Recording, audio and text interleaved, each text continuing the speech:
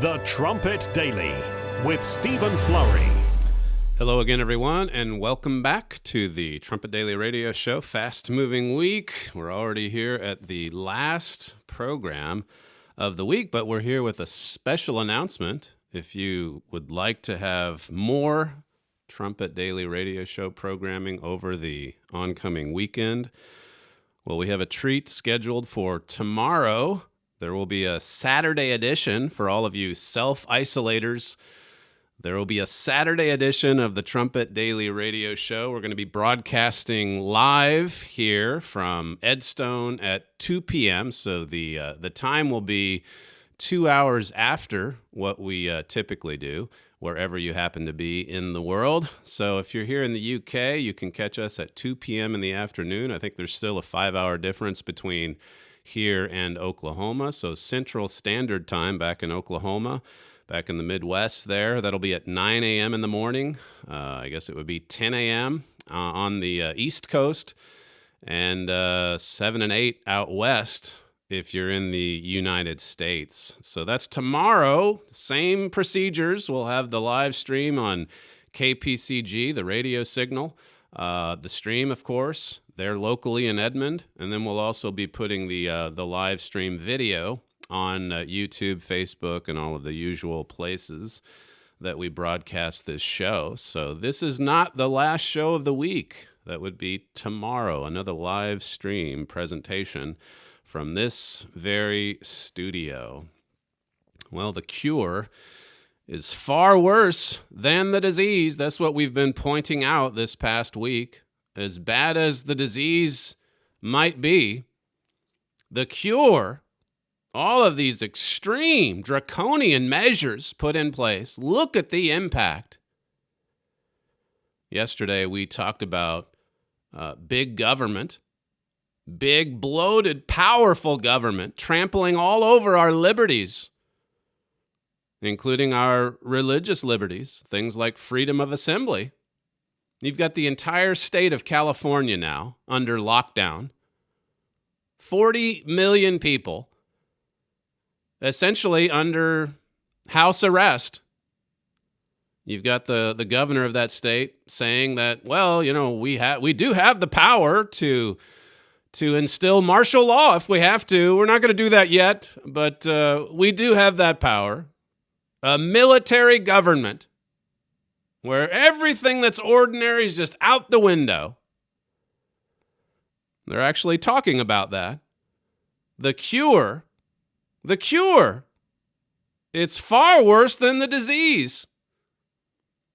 I didn't get I probably have it here on the running count. How many people in California have died as a result of this virus? That would be 19. 19 in a state of 40 million people. 217 is the total count for the United States. 217 deaths. And look at what's happening to the economy. Look at what's happening to government. Look at what's happening with trillion-dollar bailout packages. Look at what's happening to ordinary Americans. How many side effects are there associated with this cure? Victor Davis Hanson, so far as I know, he's about the only one that's even talked about the side effects. Well, we talked yesterday about that Trumpet article. Amid coronavirus, Europe takes dictatorial measures. We're seeing it happen all over the world. This is what autocrats have been dreaming of. What an opportunity for a power grab. And then in some kind of weird and twisted and bizarre turn, you have the left-wing media praising China after all of this. It's China that's now praised as, well, they've had solutions. They've sent aid out to nations like Italy that needs it. And this is where it all started. That point of fact would be lost on the media were it not for the President of the United States getting up there daily saying that this came from China. This is where it started. On the program yesterday, I played those clips from Donald McNeil. He's the New York Times Science and Health reporter, and he was on TV just a week ago with Rachel Maddow singing praises to the communist authoritarian Chinese government, the state government of China, and all of the authoritarian means that it used to supposedly arrest the spread of this virus. Here's just one of the clips we played yesterday, clip 1. And that is the key element. There is no home isolation. There is no home quarantine. 75 to 80% of the transmission in China was in family clusters. What would make the news was things like, oh my God, it's in the prisons. Oh my God, it's in Parliament, or whatever. It wasn't in Parliament there, but you'd hear these kind of, but 75 to 80% of it was inside the family. And they knew they had to stop that if they were going to stop the disease. So people were literally quickly taken away from their families to these giant gymnasiums or stadiums where they were not concentration camps. They were beds, there, and there were nurses in protective gear to watch out for people. They even had dance classes in these things.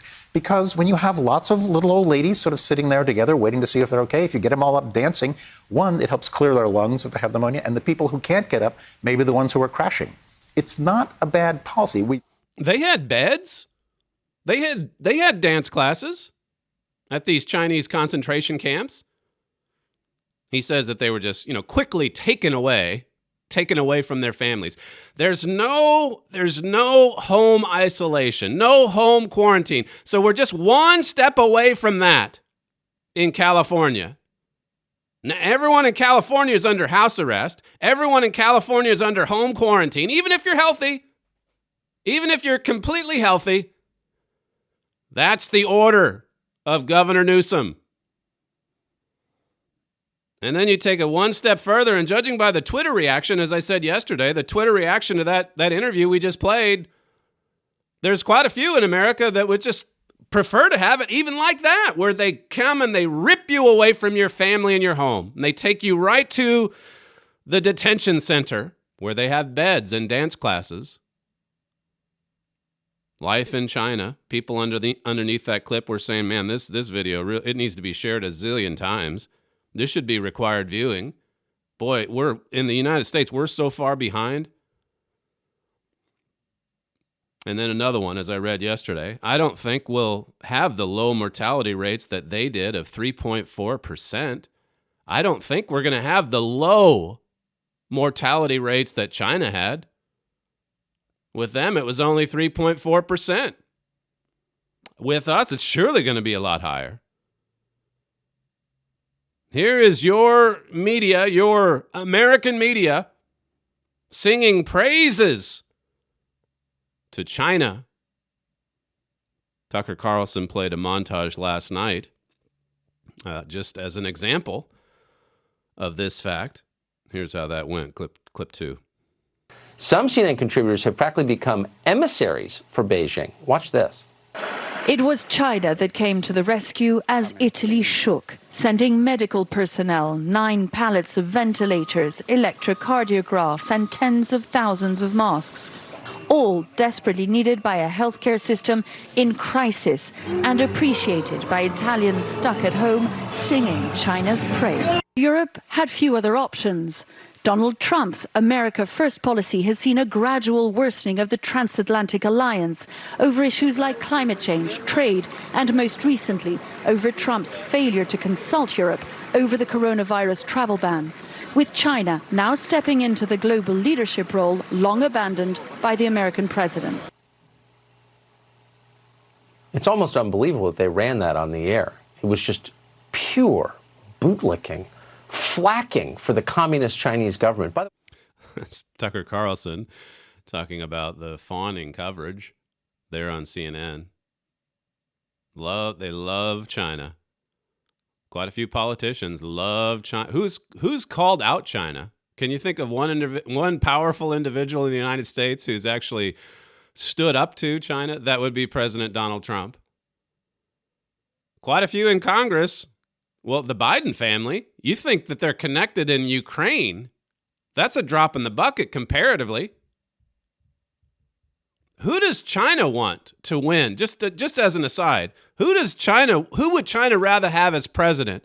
Donald Trump or Joe Biden? Joe Biden's the Democratic opponent now. Lots of questions to consider as we look at the mass hysteria, as we step back and we try to see this from the big picture perspective. You heard the montage there. Here's NBC, a reporter, talking again about China and its impact on this crisis. Clip 3. And China and South Korea and those Asian countries, Hoda, may have helped Western Europe and America by delaying the arrival of the coronavirus here. But now they are worrying that they may get reinfected by the coronavirus from the rest of the world. You see how it's come full circle? Now we're the ones that are endangering the Chinese. They're worried that they're going to be infected by us. By the West, by Italy, by France, Spain, the United States. The Babylon Bee, that's the satire site. Communist Party of China can't believe they're getting such great coverage from the American media for free. That site's meant to be a joke. What does it say about the American media when the satire site is closer to the truth than an NBC reporter or than CNN? Here we are, our media mouthpieces, just spewing communist propaganda daily.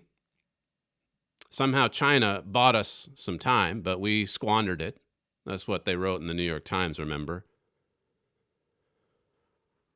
This Director General of the World Health Organization, we'll just use his first name because he has a long name. He's from Ethiopia. Tedros is his name. We played the clip yesterday. This is the individual that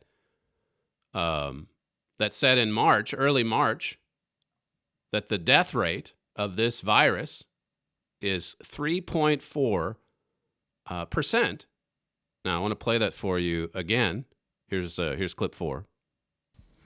The second major difference is that COVID-19 causes more severe disease than seasonal influenza.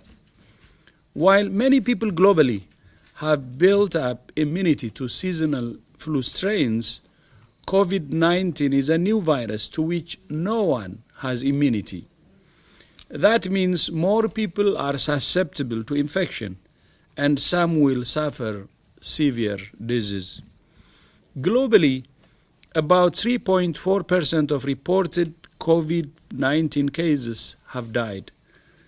By comparison, seasonal flu generally kills far fewer than 1% of those infected. So we've gone through the math. 3.4% death rate on coronavirus, 0.1% or 0.1% death rate on the ordinary flu. 0.1%. Now, this World Health Organization Director General, Tedros from Ethiopia, The Hill, wrote on March 17th, a couple days ago, it says, from the outset, Tedros has defended China despite its gross mismanagement of the highly contagious disease. As the number of cases and the death toll soared, the WHO took months to declare COVID-19 outbreak as a pandemic, even though it had met the criteria of transmission between people, high fatality rates, and worldwide spread. Now, I'm not saying I exactly agree with everything that The Hill establishes there as sort of the basic facts of this case. But what's interesting here is this man's close association with China. He defended China in January. He praised China for how they were handling this disease. He came out and said, look, the disease, it doesn't spread like we thought initially. And I have to congratulate China for its transparency. This is what Tedros, the Director General of the World Health Organization, was saying in January. Now, you look back at the timeline, it was late January, I think, when we had our first case of coronavirus in the United States. And it was something like a week or 10 days later when President Trump instituted the travel ban on Chinese flights coming into the United States. He acted immediately. And how did Tedros respond to that? Because he, after all, is the director of the World Health Organization. How did he react to the travel ban on January 31st? Well, he said, "We reiterate our call to all countries not to impose restrictions that unnecessarily interfere with international travel and trade. Such restrictions can have the effect of increasing fear and stigma with little public health benefit." This is racist. He's one of the ones who said this is racist. Joe Biden's another one.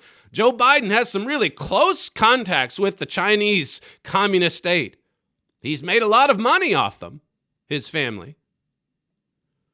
So here's Tedros, February 4th, this year. We're going back just 6 weeks. And he's criticizing President Trump for taking that action. Why would he do such a thing? Well, that's quarantine. That was the United States in January, self-isolating. The Hill says when he should have been focusing on global counter-pandemic efforts, Tedros instead was politicizing the crisis and helping Xi to shirk his responsibility for a series of wrongdoings in addressing the outbreak. Tedros used the WHO platform to defend the Chinese government's gross violation of human rights. For example, from its first case discovered in November to its Wuhan lockdown, and even until today, China has been dishonest about the coronavirus's origin and prevalence. People who tried to uncover it were detained or disappeared, their online reports and posts deleted. China has misinformed and misled the world, and Tedros joined this effort by publicly praising China's transparency in battling the spread of the disease. So early on, he was one of China's biggest supporters. He was one of China's biggest defenders. Why? It says here, China recently pledged $20 million to help the WHO fight the COVID-19 outbreak. You see, just like NBC reported, they're helping now. They're helping Italy. Italy's healthcare system is under such stress that China is coming to the rescue. China wants to help Italy. China wants to help the United Nations. China wants to help Ethiopia, as this article brings out. It says here, but we note China's connections to Tedros' homeland of Ethiopia, now called East Africa's Little China, because it has become China's bridgehead to influence Africa and a key to China's Belt and Road Initiative there. China, it says, has invested heavily in Ethiopia. See, we're looking at quid pro quos. China's invested heavily in the Biden family. It says here, Tedros was elected to his position with the WHO in 2017, despite the fact that he was not trained as a medical doctor and had no global health management experience. Did you hear that? He is the Director General of the World Health Organization, this arm of the United Nations. Who, just as an aside, who would the United Nations prefer in the White House this November? Donald Trump or Joe Biden? No medical experience, not trained as a doctor. And he was the one covering for China in January, rebuking Donald Trump in February for putting in the travel ban, and then frightening the world in early March, saying that this virus has a death rate of 3.4%. How about that? no experience in the medical profession. It says here, a former Minister of the Health and Minister of Foreign Affairs of Ethiopia, Tedros is an executive member of the Tigray People's Liberation Front, political party which came to power through a struggle in 1991 and has been listed as a perpetrator in the Global Terrorism Database. This is the Hill. It's not exactly a right-wing conservative blog, is it?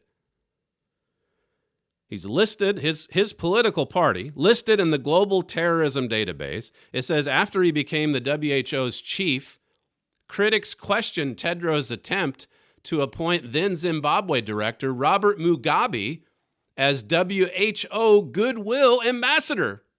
He almost got Mugabe a post as a Goodwill Ambassador. This is describing an emissary, to use the term Tucker Carlson did, an emissary of Beijing. That's who's heading up the WHO. And he was working actively to cover for China in January, to rebuke the president in February, and then to come out with this, what has now been thoroughly discredited, death percentage, the lethality rate of the coronavirus. He came out with that on March 3rd, and then announced a global pandemic on March 11th. And as I said yesterday, he's still out there calling for even more draconian actions.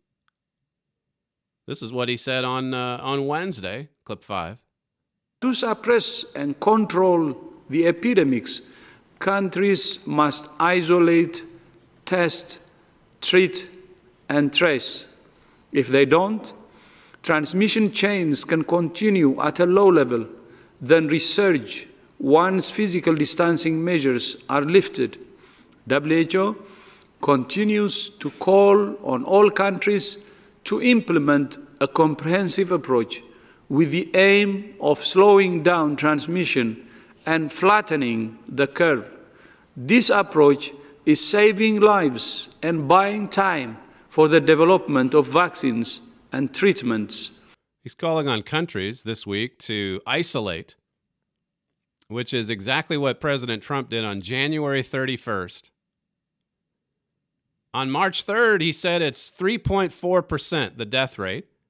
And Donald Trump immediately responded by saying, I don't agree with that figure at all. I have a hunch it's much less than 1%. So who is telling the truth? And the whole Western media, are they going to come out now and say, well, you at least have to congratulate the Hill.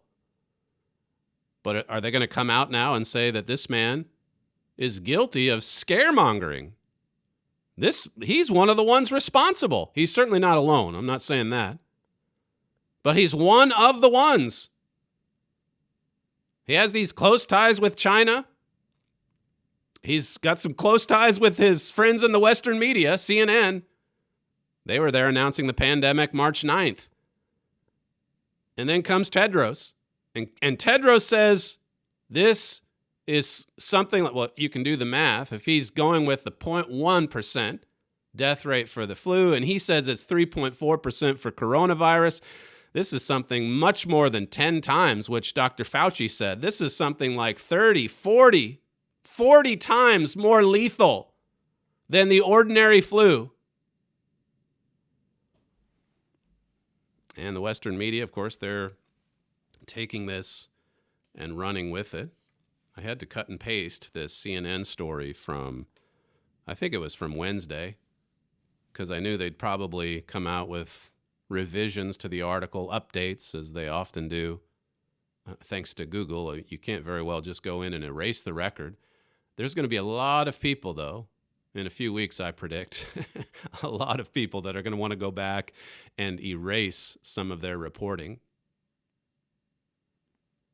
This is from Wednesday, this article, and it's by Holly Yan, Christina Maxaris, Steve Almazy, with contributions from Melanie Schumann, Amanda Watts, Myrna Al-Sharif, Athena Jones, and Mark Morales. Okay, CNN turned an army of reporters loose on this story I'm about to read to you. It says here, U.S. coronavirus cases soar past 7,000. The continuing surge, it says later in the title. The American healthcare system might not be prepared for what's next in the coronavirus pandemic if people don't heed warnings from authorities, health officials say. We better heed what has been handed down by Governor Newsom or Governor Cuomo or the governor of Ohio. If you don't, people are going to die. Now, we're certainly not suggesting that you should resist against these mandates, but these are alarming mandates. It says every state now has coronavirus after West Virginia reported its first case. Every state in the United States now has coronavirus. In other words, every state in the U.S. has somebody that's sick. Shocking. It says here, the bottom line is things will get much worse, said James Phillips, an assistant professor at George Washington University. So they went to these 8 reporters, they went to George Washington University and they found an assistant professor who said it's going to get much worse. We're at a significant risk of overwhelming the number of hospital beds we have. It says 2 major factors are fueling this pandemic: the fact that people with no symptoms can easily spread the virus and problems with testing in the U.S. So you've got 2 problems. You've got the ignorant sheep that can easily spread the virus because they have no symptoms. They don't know about it. And then, of course, you have Donald Trump, he's not testing people. So you blame the sheeple and you blame Donald Trump. It says here, we're so far behind testing. There's only one way we can be certain not to transmit the virus and be certain not to get it ourselves. And that is we need to start treating every person as though they have this. I read this Wednesday. Like I say, I couldn't even believe what I was reading. We need to treat every person in the United States. That's 329 million people. We need to treat every one of them as if they have the virus. How many deaths so far in the United States? 217. It says similarly, everyone needs to treat us like we have it and socially distance ourselves in that manner. It says because until we have adequate testing, we don't know who has this, and we're not sure when they start spreading it. So everyone just obey and listen to us, the medical profession, the health officials. Listen to this assistant professor at George Washington. He's an assistant. He's studying medicine. Surely he knows as much, if not more, as Tedros heading up the WHO. It says here, as the U.S. scrambles to fight the outbreak, states are ordering new shutdowns and restrictions every day. As the U.S. scrambles, the translation being the federal government, Donald Trump, the White House. As the White House scrambles, it's the states who are intervening. It says at least 39 states have shut down schools. Nevada ordered the closure of all non-essential businesses for 30 days. New York Governor Andrew Cuomo issued an executive order Wednesday that requires at least 50% of business employees to work from home. See, the cure, remember, is worse than the disease.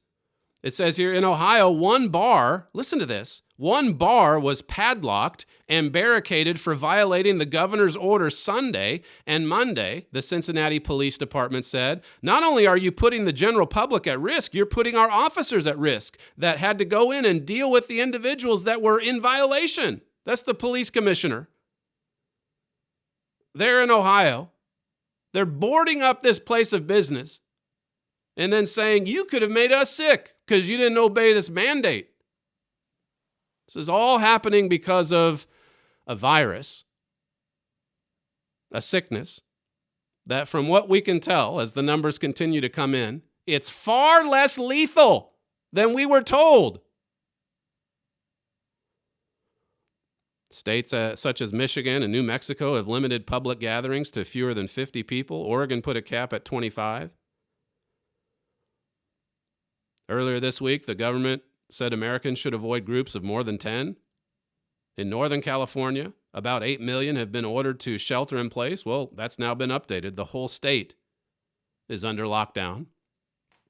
The whole state has been ordered to stay inside their houses. The San Jose mayor, he said this: history will not forgive us for waiting an hour more. So many mayors, local officials, state officials, they're right on board with this total lockdown. San Francisco banned all non-essential travel. Well, again, all of this now has been superseded by Governor Newsom's mandate. Here's the San Francisco mayor, another left-winger. It says, "We know these measures will significantly disrupt people's day-to-day lives, but they are absolutely necessary. The U.S. is 2 months too late in preparing. We're 2 months too late." Well, supposing that's even true, who do we blame for that? Who is saying back in January that, well, China's done everything just great? We're 2 months too late, so we got to take these extreme actions. Another one here says there won't be enough hospital beds, medical staff, or equipment to handle the coronavirus outbreak if it continues at its current pace. How many total cases are there in the United States? I think something like 14,000, maybe more. 217 deaths. 14,000 people are sick in a country of 329 million. 329 million. This is the level of panic that we were at just Wednesday. It says health officials say the U.S. won't adequately be prepared for this pandemic. 2 years ago, the CDC stopped funding epidemic prevention activities in 39 countries, including China, after the Trump administration refused to reallocate money to a program that started during the government's response to the 2014 Ebola outbreak. So they refer to Ebola under the Obama years and then say it's Trump's fault. He's not funding enough, not spending enough money. It says in response to the coronavirus outbreak, we're 2 months too late in starting to do this. That's according to someone who studies hospital preparedness at Johns Hopkins. So now it's up to the public to take precautions and avoid giving and receiving the virus. It's not at all clear to me that hospitals are prepared for what's about to happen. CNN chief medical correspondent Dr. Sanjay Gupta said. Now, Sanjay is the one that declared it to be a pandemic first. He came out on March the 9th and said, this is why from now on, all of our coverage is going to be, pandemic. That's the language we're going to use. It says here, what needs to happen in this country is we need to break the cycle of transmission, and it doesn't look like that's happening right now. Medical equipment providers struggle to keep up. Well, talks about the number of ventilators that we have. It says here it might be focused on, a surge that could happen. And I'll just remind you again of the number of people that put in work on that article. That's from 2 days ago. 1, 2, 3, 4, 5, 6, 7, 8 reporters doing everything that they can to scare the public, CNN, actually, these reporters could benefit from a little bit of self-isolation without their laptops. This is just crazy. This is irrational to be talking about a healthcare system that's about to collapse because of these numbers that don't even rise to the level of an ordinary flu. Not even close. But the health officials, the city officials, the state officials, they are all locking down society. As I said, 40 million people live in California. Here's what Governor Newsom said yesterday when announcing the stay-at-home mandate. Clip 6. There's a mutuality and there's a recognition of our interdependence that requires of this moment that we direct a statewide order for people to stay at home. So it's a statewide order. Everyone stays at home. He said this the day before about the power that he has at his disposal. Clip 7. If you want to establish a framework of martial law, which is ultimate authority and enforcement, we have the capacity to do that, but we are not at this moment feeling that is a necessity. We have the capacity to do that, to establish martial law, a military government in the state of California. At this time, though, at this moment, we don't feel it's a necessity, but we're not ruling it out. Never has this happened in the history of the United States, and yet it's just kind of talked about casually. Well, we have to. We have to, because people are sick. How many are sick? Well, it's a couple thousand. And how many have died? I think a couple dozen. The whole state on lockdown? That's what's happened. You might as well suspend all ordinary rules and regulations and laws. Like, you might as well suspend the Constitution. Everything else is suspended. That's the thinking. Listen to MSNBC as it reported on this lockdown in the state of California. Clip 8. California Governor Gavin Newsom ordered all 40 million residents to stay at home to slow the coronavirus spread. The governor warned the White House today more than half the state's population could be infected with the virus within 8 weeks. That's about 25 million people. The governor warned the White House, he said there, that in 8 weeks, half the state will undoubtedly have this virus. So that's 20 million, as you just heard there. We'll take the 20 million figure. That means over the next 8 weeks, there are going to be 680,000 deaths in the state of California. I'm just giving you the statistics. I'm giving you the facts as they come from the World Health Organization, as they come from Governor Newsom's office. 680,000. That's 3.4% of 20 million. What if it's just 1%? Like an especially bad flu season. If it's just 1% death, that's 200,000 casualties. What if it's 1/10 of 1%? That's 20,000 deaths in the next 8 weeks. So we'll see. We'll see what happens. We'll see if this pans out. The authorities have told us. The authorities have it in writing. They've stated it at press conferences. The governor of Ohio, remember, said it doubles every 6 days. Right now, there are 200,000 people in Ohio who have the virus. That's just according to the health officials there. And if the director general of the WHO is right, that means there's 6,800 people who are dead or are dying in Ohio. Right now, officially, there's just one. You take 1% of 200,000. That's 2,000 deaths. What do we have in total here in the United States? Or there? I'm at Edstone, don't worry. We have 217 from sea to shining sea. That's it. Italy yesterday, by the way, they overtook China. They now lead, if you can call it that, the death count. I think something like 3,400 have died in Italy, most of them in northern Italy. And it's about the same number that die every year in Italy on the road. Traffic fatalities. Every year.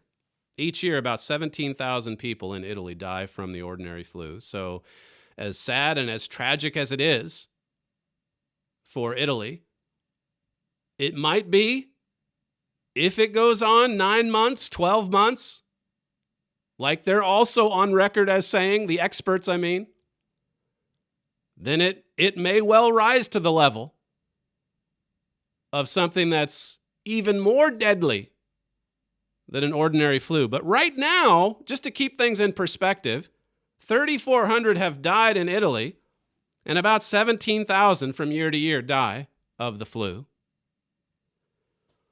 But this necessitates, in some ways, a soft martial law. And we're not even ruling out martial law entirely. So says the governor of America's most populous state. Here's the actor, Sean Penn, on cable last night talking about how effective it is when there's a military takeover. Clip 9. We have been left to this kind of chaos. I've said it many times, there is no greater humanitarian force on the planet than the United States military. Their logistical skills, their commitment to service, their care for the people. Of course, there it was a non-fighting mission, as it would be here, with the exception of the virus that we're all fighting as one species against it. And I think that any little activity that's happened has happened far too late, but it's really time to give the military the full breadth command and control of this operation. Give the military the full breadth command and control of this operation. World War Flu, that's what this is. We've got to unleash the military to fight against this flu virus, to fight against the Wuhan flu. And there's quite a few, as I said yesterday, there's quite a few autocrats on the lower levels that are quite happy to step to the fore as generals leading armies of essential personnel, even as everyone else is mandated to stay inside the house. Here's Mayor Bill de Blasio of New York earlier this week as well, clip 10. It means that I have extraordinary powers to determine where people can be, when, to determine what kind of gatherings are acceptable or not, where, parts of the city, how we handle who goes in, who goes out. Now, look, I'm not using all these powers immediately. But he certainly does have them. And that clip actually was from about a week ago. And so New York, they're heading in the same direction as London, as all these big cities in the state of California. And we have to do this. We have to act now because, like Joe Scarborough said last night, this is just Act 1. We're just at the very, very, very early stage. Clip 11. We're just in Act 1 of this. Act 2 is when the hospitals start to get jammed, Mika, when we see the lack of supplies. Healthcare professionals don't have the supplies they need to keep them safe. Then they go down. And the possibility, the very real possibility, and I'm certainly not saying this to disturb anybody, but this is the reality we seem to be facing. If healthcare professionals don't have the safety supplies they need, then our healthcare professionals go down, and then suddenly an overtaxed emergency room, an overtaxed hospital, an overtaxed healthcare system collapses. Everything just collapses. This is where we're headed. We're at Act 1. Act 2 is this. Act 3, we're headed for full-scale collapse. And so everyone's taking these emergency measures. Everyone, if you hear the same reporters, everyone except for the President of the United States, he's not acting strong enough. How you can't make this stuff up. For 3 years, they went on and on and on about how much of an authoritarian he is, how dangerous he is, how Hitlerian he is. And now, evidently, he's not doing anything. No testing. He was late. He got off to a late start on this. This is Mayor de Blasio, once again, criticizing the president for not using the tools at his disposal.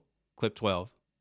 I will only say to the president, I don't understand. And I think there are millions and tens of millions of Americans who don't understand what you are doing right now. You are not using the tools of your office. This is one of the greatest emergencies our nation has faced in generations. every tool must be brought to bear. For some reason, you continue to hesitate.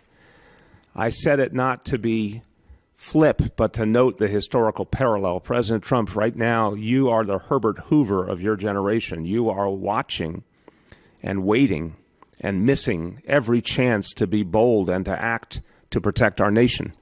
Now, the truth of it is the president actually has taken some unprecedented action, but he is exercising some bit of restraint as well, offering suggestions as he did earlier this week, but not issuing a mandate. And here are the left-wing autocrats saying that the president's not enough of an autocrat. Here is Tom Friedman last night on one of the talk shows saying that this is actually what the president should be doing. Clip 13. I appreciate why the president wants to talk about cures and vaccines. He wants to emphasize the positive. But right now, actually, the greatest gift he could give the country, his greatest act of leadership, actually would be to maybe instill a little fear in people so they would shelter in place, so they will socially distance, so we can manage what is now unavoidable and avoid what would be unmanageable. That's another New York Times columnist who's a big fan of the communist regime in China. He loves how the Chinese communist government can get things done so quickly. They don't have to go through Parliament and the House of Representatives and all that. It really can move that communist machine. And now he's there saying that the president, if the one thing he can do to help in this situation is to instill fear, to incite panic, to scare everyone like the WHO leader did on March 3rd. Can you see what's going on here? It's exactly what my father's written about in America Under Attack, saving America from the radical left. America's still under attack. It didn't stop because of the election in November of 2016. It's still being attacked. The goal here is to blot out America, to blot out the administration. And so that's why you see this concerted effort to make the country more chaotic. That's why you're seeing these naked power grabs. It's happening right in front of our eyes. They want to cause disruption. They want chaos. It furthers their cause. It expands the size of government. It gives them more power. This is what they lust for. This next clip here, I don't know who Ron Klain is, but he's on with Brian Williams. And here again, he's talking about everything that this president is doing wrong. And then you hear Brian Williams, for his part, chip in at the last. Clip 14. President Trump stands at that podium every day and says things that are untrue. He says that cures are coming that aren't really coming. Vaccines are coming that aren't really coming. That Google's built some website that they haven't really built. That you can get tests when you can't really get them. And so people can't really rely on that information. We need to hear CDC tell us accurate information on a timely basis. So far, we're using governors as subcontractors in all of this. Ron. That's Brian Williams saying, well, boy, thankfully we have these strong-handed governors. Thankfully we have some governors ruling with an iron fist. They're saving us.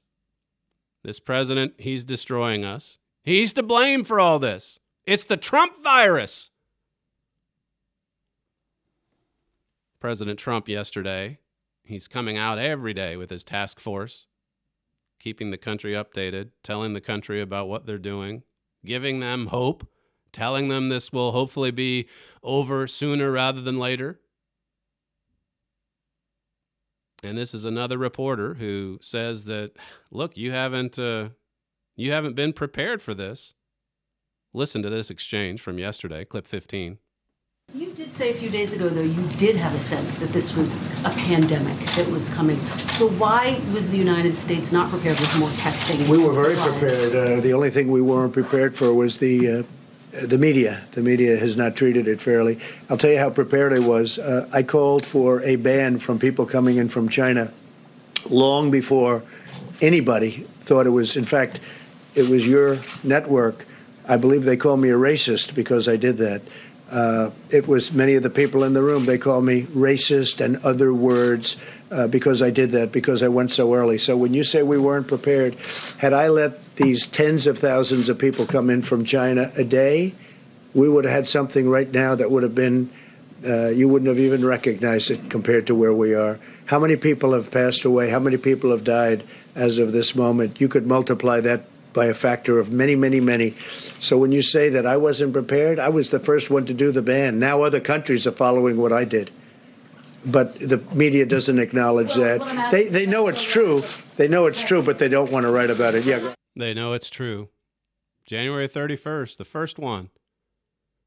And now other countries are following suit, in some ways, with even more stringent measures. How much were they talking about coronavirus before the end of the impeachment proceedings? How much was the World Health Organization talking about the danger of this virus? It was just the opposite. They were saying it wasn't dangerous and that China had done a spectacular job. And then when did it all change? How did it all change? Why did it all change? I'm still working to try to put all the pieces together, but the more you look into it, the more you can see that we have been, once again, we have been lied to. We're not getting the truth. We're not getting the full truth. Before impeachment, nothing. After impeachment, here's the next big story. I think the president, right at the end of February, I think he was onto something when he said, this is the latest iteration of the hoax that's been there from the beginning. The disease is real. Of course it's real. And in some cases it's deadly. I think you can certainly question how deadly it is, though, compared to the flu. I've gotten into that enough this week. But there is a lot of evil behavior. The same people that 2 seconds ago despised this president, despised the founding documents of the United States, despised the ordinary Americans in the flyover states, they still feel the same way. Nothing changed. This virus didn't change any of that. How much of what you hear, how much of what you read, how much of what you see can you even believe? Well, we can certainly look at the bottom line. We can certainly look at the death toll. That's a confirmed number. You wonder if, in the minds of some, they'll even try to play with those numbers to further their cause, to promote their agenda. But right now, you look at the numbers, and it just doesn't add up. And I think we were talking about this earlier today, Sam and Richard.